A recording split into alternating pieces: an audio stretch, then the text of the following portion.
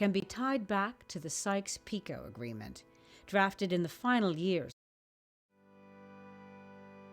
Many of the struggles in the Middle East over the past century can be tied back to the Sykes-Picot Agreement. Drafted in the final years of World War I, the Sykes-Picot Agreement was a secret document negotiated by British officer Mark Sykes and French diplomat François-Georges Picot.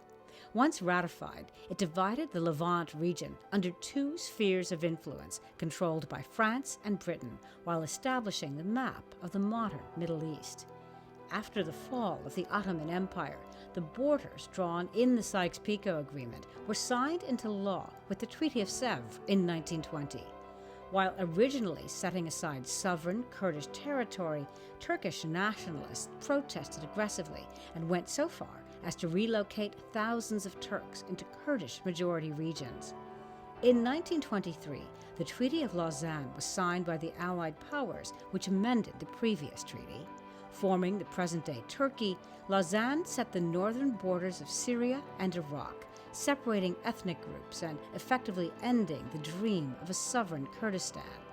Today, more than 30 million Kurds and millions of Assyrians, Yazidis, and other stateless ethnicities straddle the borders drawn by Mark Sykes and François Picot 100 years ago.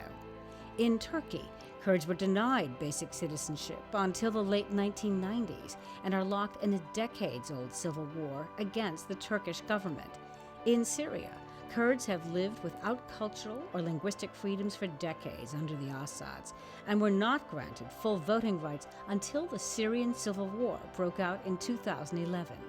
In Iraq, Kurds were victims of a genocide under Saddam Hussein in the late 1980s.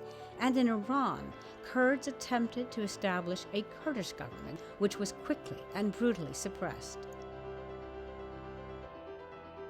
So, what would the Middle East look like today if the Sykes-Picot Agreement had been drawn differently? Would the region be as turbulent as it is now?